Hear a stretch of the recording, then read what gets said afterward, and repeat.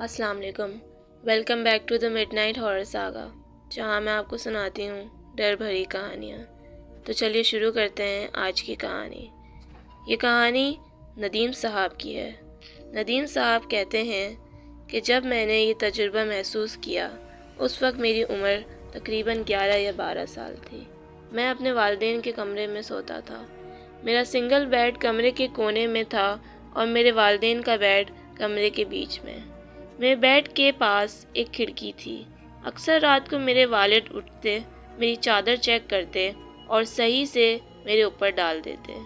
कभी खिड़की थोड़ी खोलते और कभी सर्दी लगती तो बंद कर देते। ये उनकी आदत थी।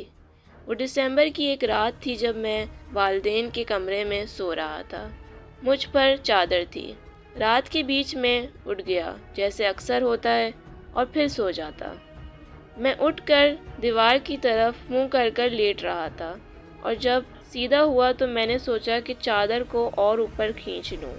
मैंने अपने चेहरे से चादर हटाई और अपने हाथ बाहर निकाल कर चादर खींचने लगा। तब मैंने देखा कि कोई शख्स मेरे बेड के बिल्कुल पास खड़ा था, खिड़की की तरफ मुंह करके। ध्यान रहे, हम लाइट्स ऑफ करके सोते हैं और सिर्फ एक लाइट खिड़की के बाहर चल रही होती थी जो मेरे बेड के पास थी।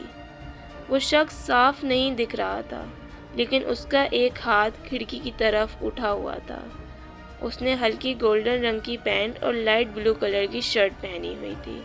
उसका लिबास धुंधला लग रहा था और शायद इसलिए उसका रंग फीका नज़र आ रहा था। मुझे लगा कि वो मेरे वालिद हैं जो खिड़की एडजस्ट कर रहे हैं। मैंने उसका चेहरा देखने की कोशिश की, लेकिन लाइट कम होने की वजह से चेहरा देख ना पाया। फिर मेरे दिमाग में ख्याल आया कि मेरे वालिद रात में कभी पैंट और शर्ट नहीं पहनते। ये सोचकर मैं कंफ्यूज हो गया। मैंने अपना सर ऊपर उठाकर देखा तो महसूस हुआ कि वो हिल भी नहीं रहा।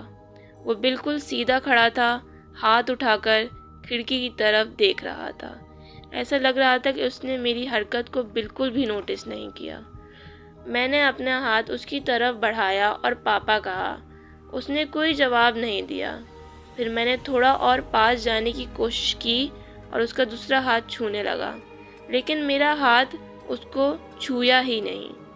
उस वक्त मुझे एहसास हुआ कि वो शख्स मेरे वालिद नहीं थे। वो एक लड़का था जो तकरीबन 23-24 साल का था। मेरा दिल एकदम से तेज़ धड़कने लगा।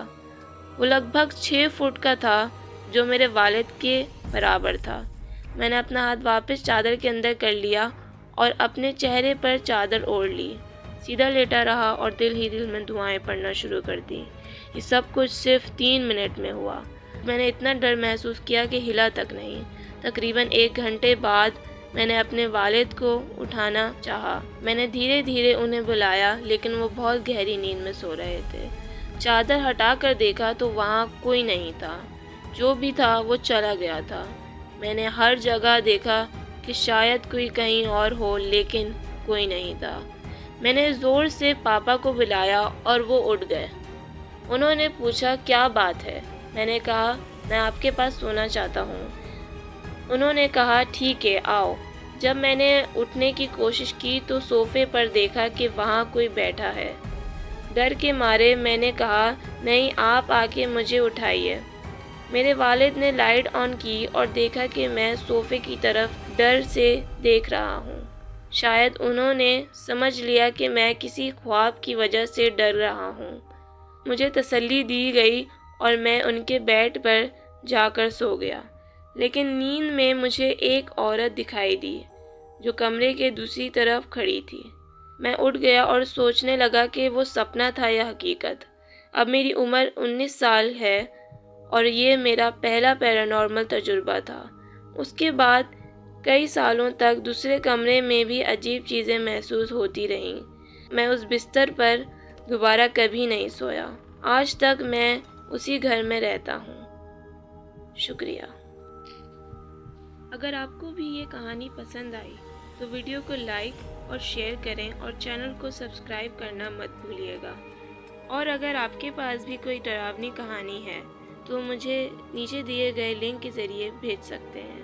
پھر ملیں گے ایک نئی کہانی کے ساتھ، تب تک کے لیے اپنا خیال رکھیے گا۔ اللہ حافظ۔